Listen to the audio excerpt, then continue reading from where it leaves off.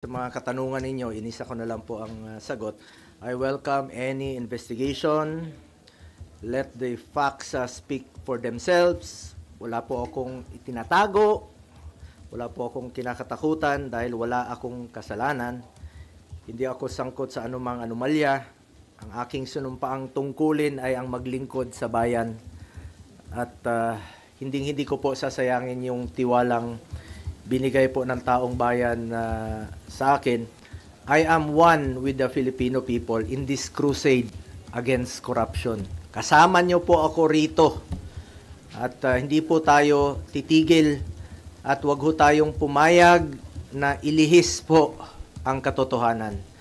Kasi pag nailihis po ang katotohanan, magulo po yan. Magkakagulo po pag inilihis po ang katotohanan.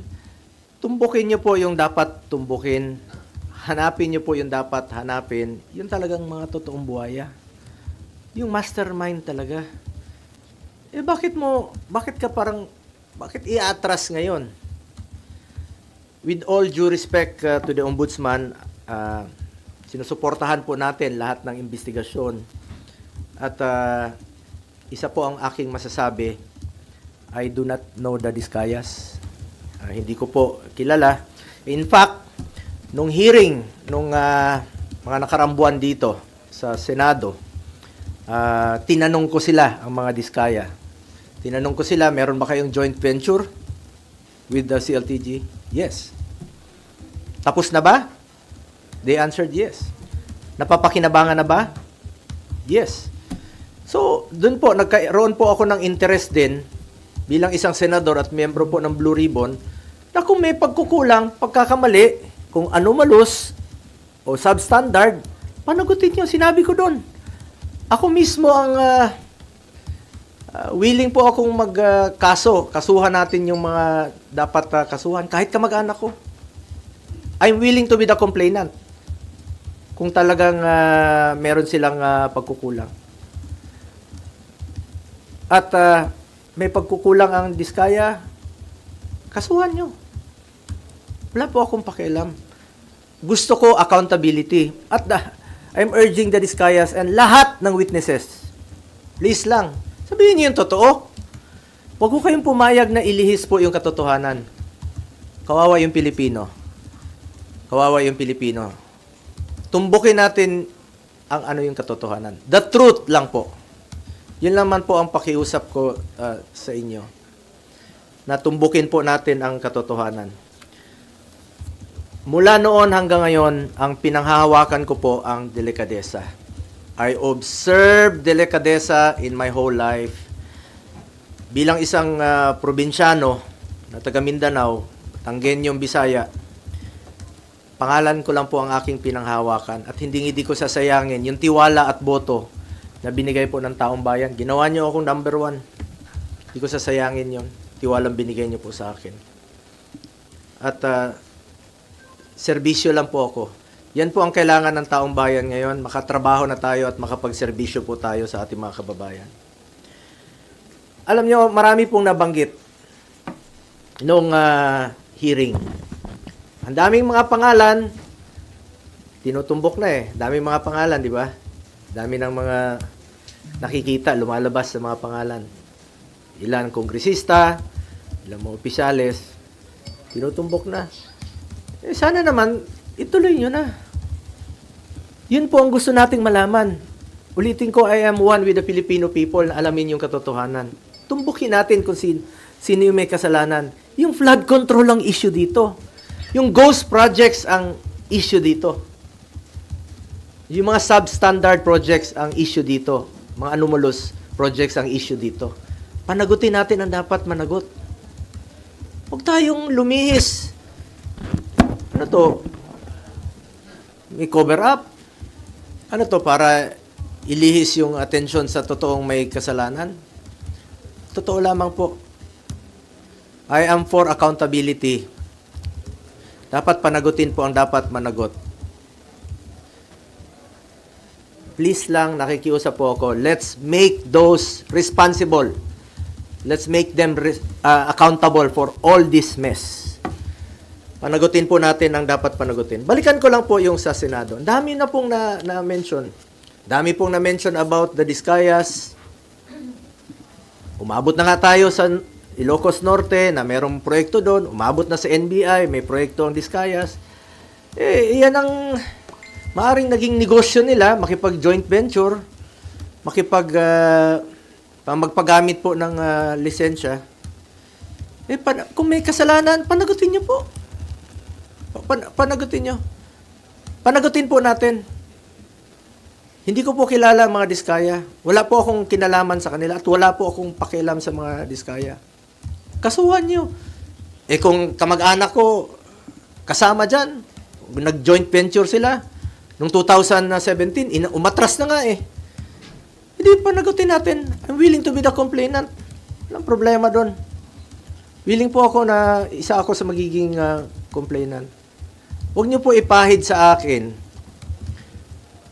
ang dumi para kayo ang pumuti. Huwag naman pong ganon. Panagutin natin ang dapat managot dito. At isa po tayo ang ating layunin. Managot po ang dapat managot.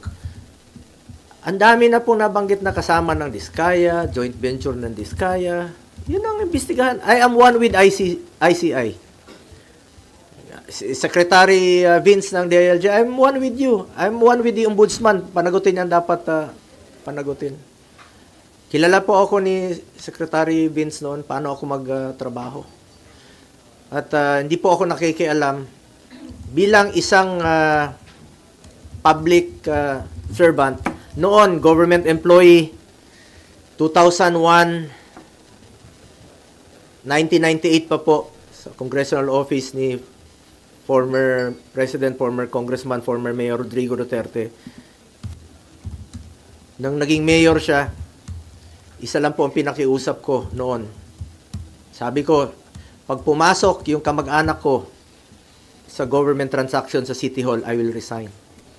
Pag pumasok sila sa Malacanang noon, I will resign. Dahil I observed delikadesa. Pinapili ko noon. Pumasok kayo, alis ako. Yan lang po ang puhunan ko rito. Ulitin ko, delikadesa. Hindi ko po kontrolado ang negosyo ng sino mang kamag-anak ko. Ilang beses na po ako naging issue ito. 2018, bago mag-eleksyon, naging issue. Bago mag-eleksyon ng 2022, hindi naman ako tumakbo, naging issue ng 2021. Bago nag-eleksyon, 2025, kinasuhan ako ng 2024.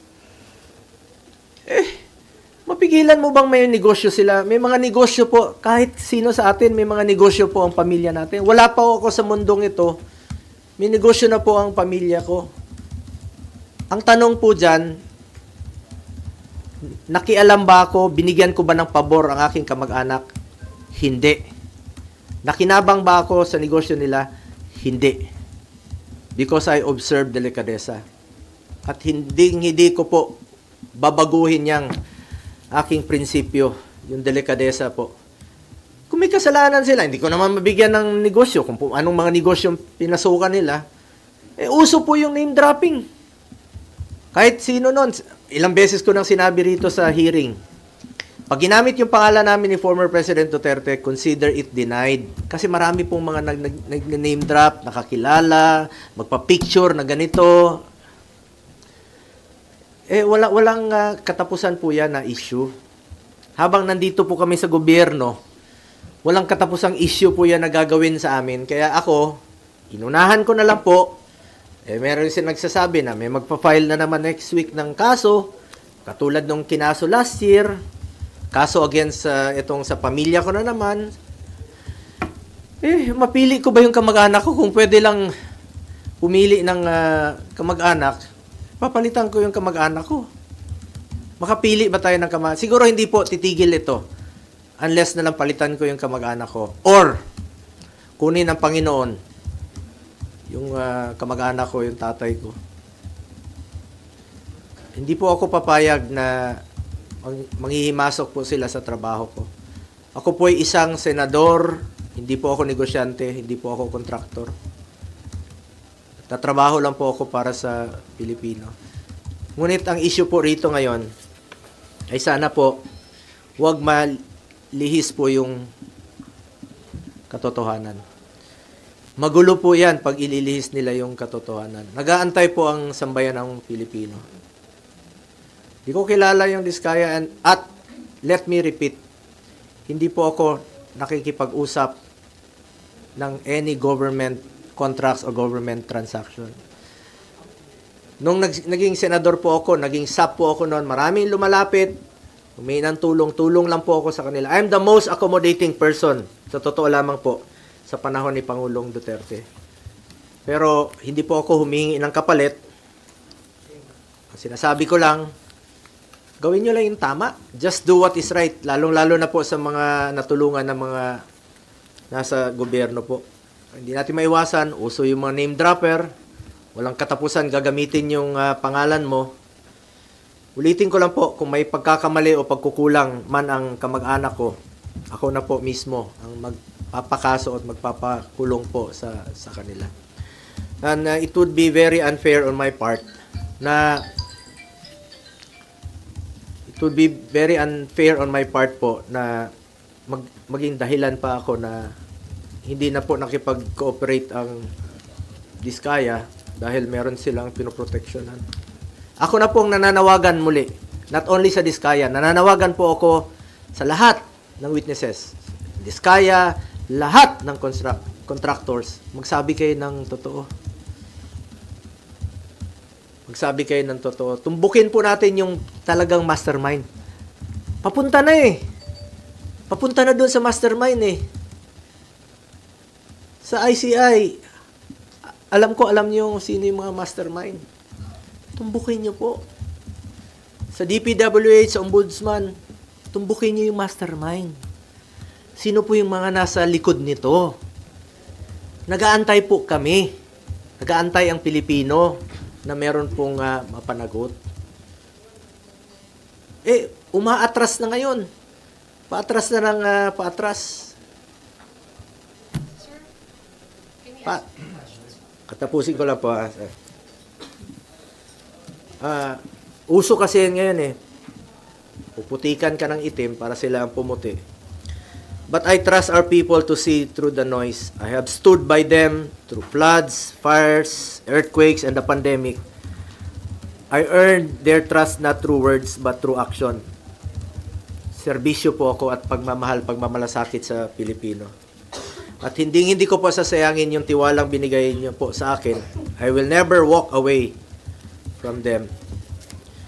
Sa katotohanan lang po tayo, ang pakiusap ko lang po, sa katotohanan lang tayo. Lumabas po yung totoo muna. The truth lang po. Ilabas niyo po yung katotohanan. Yan po ang pakiusap ko sa ICI, Secretary Vince, at sa lahat po nag-iimbestiga. Doon lang po tayo sa katotohanan. Huwag na tayong paikot-ikot pa. Huwag natin ilihis ang katotohanan. Huwag niyo pong lokohin ang Pilipino. Tumbukin po natin ang dapat tumbukin. Anong kinalaman ko dyan sa 2017? Kung meron mga joint venture sila, please check. Imbestigahan nyo po. Panagutin nyo, kasuhan nyo. Willing po ako maging complainant. Kung may mga pagkukulang, willing po ako. Kesa naman papaikot-ikot pa natin. Kasi expect it na hindi lang po ito ang mangyayari. May mga gumagalaw na puwersa para iikot po yung katotohanan. Para hindi mapanagot. Nandun na eh. Klarong-klaro na dito. Nag-imbestiga na tayo dito sa Blue Ribbon Committee. Marami nang lumalabas. Ang dami-daming mga kongresista na sila mismo ang kontraktor. Sila mismo. Congressman talaga na kontraktor. Yung kontraktor talaga. Sila mismo. Kung layo ko dyan, kinalaman ko dyan, pigilan mo ba magnegosyo yung mga tao, mga kamag-anak. Hindi natin mapigilan. Basta walang kalokohan. Ayaw ko po ng kalokohan. Ever since, ayaw ko po ng kalokohan. At nakikiusap lang po ako sa lahat, no, sa DPWH, sa Ombudsman, sana po'y maging fair. Tumbukin natin ang katotohanan. At sana naman po, wag naman po akong gawing dahilan na hindi mag-cooperate dahil merong tinatago at pinoproteksyonan. Ako na po ang nagsasabi. Ako po ang nagsasabi. Please lang, sabihin niyo po ang katotohanan. Katotohanan lamang po. Ilabas niyo po yung katotohanan. And let me repeat, hindi ko po kilala yung mga Diskaya. So, balikan ko yung joint venture na trabaho nila. Tingnan nyo kung tapos na.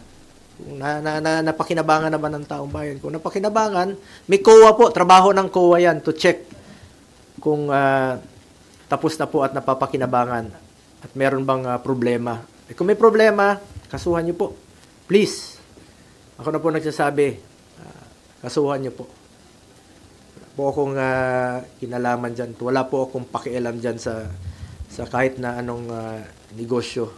Naka-focus lang po ako sa trabaho ko bilang senador. Sir, there are claims that the Discayas might be protecting you. You already said you don't know them, but is there any reason they could be protecting you at this time? Sabi ko nga, sabihin nilang totoo eh. Ako na po ang nagsasabi sa Diskaya, sabihin niyo yung totoo. Kasi biglang nalihis yung objective dito, ang tinutumbok natin dito, sino yung mga buhaya? Tinutumbok natin sino yung mga buhaya talaga, malapit na eh. Lumalabas naman eh. Yun ang hanapin niyo, panagutin niyo, kasuhan niyo. Eh ngayon, bakit kayo atras? Ang layo eh. Ang layo ng inatrasan niyo, parang cover up na ang nangyayari. Tumbukin ninyo yung mastermind. Ang issue dito yung flood control at yung mga ghost projects. Bakit aatras ka ngayon? Kaya ako nananawagan sa lahat ng mga witnesses, magsabi kayo ng totoo. Wala kayong dapat itago. At wala silang dapat proteksyonan sa akin dahil wala po akong kinalaman. Hindi ko naman sila kilala. Hindi naman po ako nag-i-involve sa any government transactions. Di po ako nakikialam dyan. Wala pong makakapagturo na may kinausap po ako, nakisali ako sa any government transactions. Senador po ako. Trabaho lang po ako dito, nagsiservisyo lang po ako sa taong bayan. At hindi ko nga sasayangin yung tiwalang binigay ko po. Hindi ko sasayangin tiwalang binigay nyo sa akin. Mas problema tayo ngayon, mas gugulo ang bayan pag ilihis nyo po ang katotohanan. Marami pong nag-aantay sa ngayon. Malaman yung katotohanan at matumbok ang may kasalanan at may pananagutan dito sa mga ghost project, dito sa mga flood control projects po. But sir, would you be willing to cooperate with DPWH, Ombudsman, ICI with the investigation? Sabi ko nga, willing pa akong maging complainant eh. I'm willing na maging complainant kung meron po may kasalanan dito. Sabi ko, kahit kamag-anak ko, I don't care. Kung may kasalanan sila, kasuhan sila, ako pa maging complainant. Pag may pagkukulang sila, substandard, pagkukulang, panagutin sila. So, wag lang pong paatras yung investigasyon. Sensitive kaya nagpapalipert po pala yung anino. Binabalik ng malapit na. Alam naman ng taong bayan, sabi ko nga, paakyat na eh. Lumalabas na sa mga hearings dito, sa investigation. Alam naman natin kung sino yung mga nagpupondo, sino yung mga totoong mga contractor, sino yung mga involved sa anomalous projects. Eh, lumalabas na yung katotohanan eh. Paakyat na paakyat eh. Habang paakyat, inililihis po sa katotohanan, umaatras, binabalik sa administrasyon ni former President Duterte na wala naman pong basihan. Hindi ko naman sinasabi na perpekto yung administration ni former President Duterte noon. Pag may nababalitaan siyang involved sa corruption, tinatanggal naman niya. Hindi ko sinasabing perfecto. Ngunit ito ngayon, nandito yung malala 22 to 25. Nandito yung malala. Hindi naman puputok yan kung hindi malala Sa tingin niyo, target po kayo? You're being targeted? Sigurado. Kasi sabi ko nga, unti-unti na kaming ni-eliminate. Pag-identified with the past President Duterte, in-eliminate. Taong bayan na po ang humusga. Alam nyo naman kung sino yung nagtatrabaho.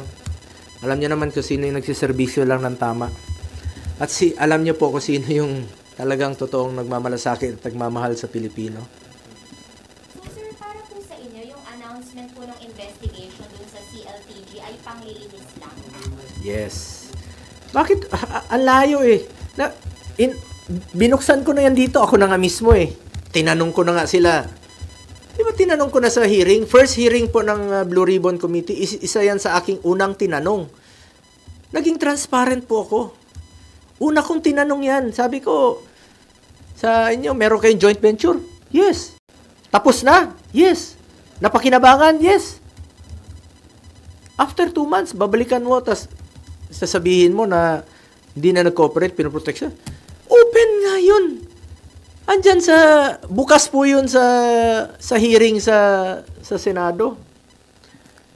Sabi ko, willing po ako to cooperate. Willing po tayo malaman ang katotohanan. And willing po ako na maging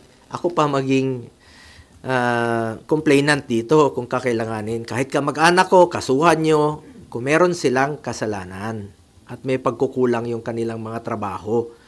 Let me repeat, wala pa ako sa mundong ito, hindi pa ako pinapanganak, may mga negosyo na po ang pamilya ko. Hindi pa ako senador, may mga negosyo na po yan. At for the record, retired na po yan. 2019, may facts dyan, may katotohanan dyan. Retired na po yan, 2022, 2019, hindi na po sila involved. Ngayon ko nga lang na-discover recently, nung nabuksan po yan dito sa hearing, kaya ako na po mismo nag-research. Importante, hindi siya anomalous. Importante, wala siyang kalokohan.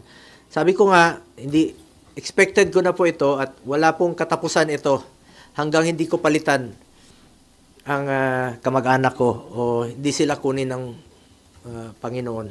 Sir, based on your research, wala kayong nakitang anomalous doon sa company ng tatay niyo po, tama? Ganun po ba, sir? Apo. Sir, sino yung retired? Yung tata, yung license nila, So they're not operating anymore? yes, no more. Since when? Ito, last po yata nila is 2019 at officially 2022 retired na po sila. As in retired na, parang wala na, parang sinara na po talaga noon pa. At parang tinapos na lang po yata nila yung kanilang trabaho noong 2019. At hindi na po sila hindi nila ginagamit.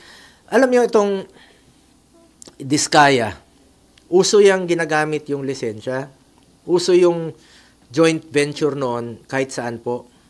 Kahit sabi ko, umabot na nga ng Baguio, umabot ng NBI, umabot ng Ilocos Norte. Ang daming dapat tingnan na lugar, Mindoro.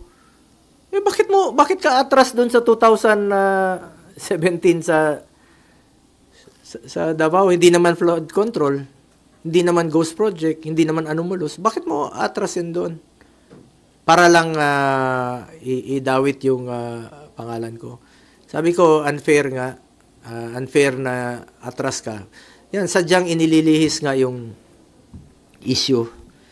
Sana po, fair lang po. Ako, nirespeto ko po ang ating ombudsman, nirespeto ko po ang DILG, ng DPWH, nirespeto ko po ang ombudsman, nirespeto ko po ang ICI sa kanilang mandato at willing tayo to cooperate. Basta tumbukin po yung katotohanan. The truth lang po. Doon lang tayo sa katotohanan at hindi tayo magkakamali. Sa totoo lang po tayo. Joint venture between CLTG and St. Gerard. Sabi, sir, they were able to bag contracts sa Davao, hundreds of millions.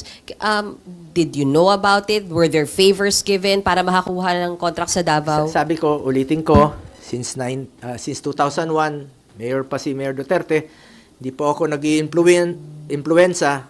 Never po ako nag-influence. Never ko po ginagamit ang aking posisyon. Kaya sinabi ko kanina, nakialam ba ako para bigyan ng pabor ang aking kamag-anak? Hindi. Nakinabang ba ako dito? Hindi rin po. Because I observe delikadesa. At yan po ang aking puhunan hanggang ngayon. Delikadesa. Hindi lang po sa mga government projects issues. Sa lahat po ng bagay, I observe delikadesa. Prinsipyo po yan sa buhay at hindi ko yan sasayangin. Yung binigay niyo pong tiwala sa akin. Let me repeat, I observe delikadesa. Kung ano man po yung napanalunan nila noon, kanila po yun. At recently ko lang po nalaman, kaya nga po, tinake up ko rin po sa Blue Ribbon Committee. Tinanong ko yan doon sa kanila. At sinagot naman po ng mga Diskayas. Wala po ako tinatago. Ako na nga mismo nagtanong eh. Nasa records naman po. Tingnan niya lang po sa records. Ako mismo ang nagtanong sa kanila. Sen, sino yung tingin mong naglilihis ng issue para mapunta sa inyo?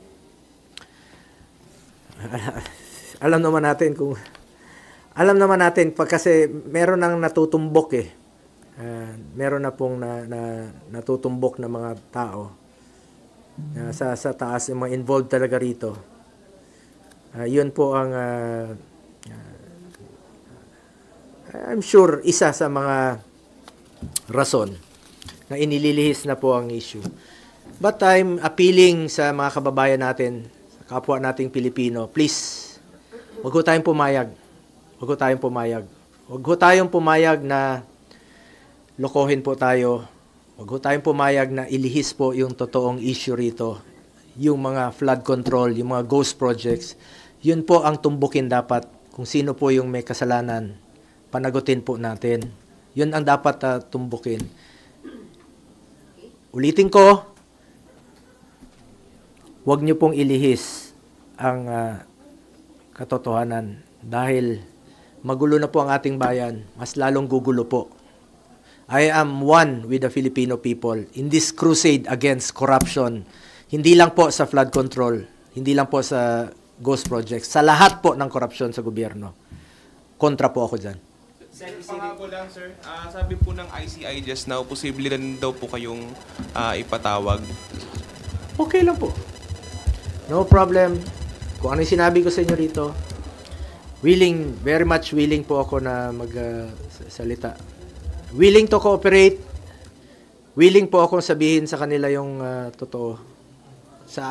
Ayon po sa aking nalalaman. Malinis po ang aking konsensya. Sen, hindi ba welcome move po para sa inyo to na iimbestigahan na rin ngayon ng DPWH, hindi lang yung administrasyong Bongbong Marcos, kundi pati yung Duterte administration? Kasi sabi niya sa interview kanina sa ICI ay wala siyang sisinuhin. Oo, lahat naman po. Lahat naman dapat imbestigahan dito. Ang ibig ko sabihin dito, tinutumbok na natin dito yung malala eh. Mga recent na 2022 to 2025. Nandito po yung malalang korupsyon. Pero lahat naman dapat imbestigahan. Pwedeng balikan ng previous administration. Even before pa. Before President Duterte's time, pwede rin nilang imbestigahan kung meron pong anomalous. And sinusuportahan ko po yan. Katotohanan po ang gusto nating malaman po rito. The truth po, the truth.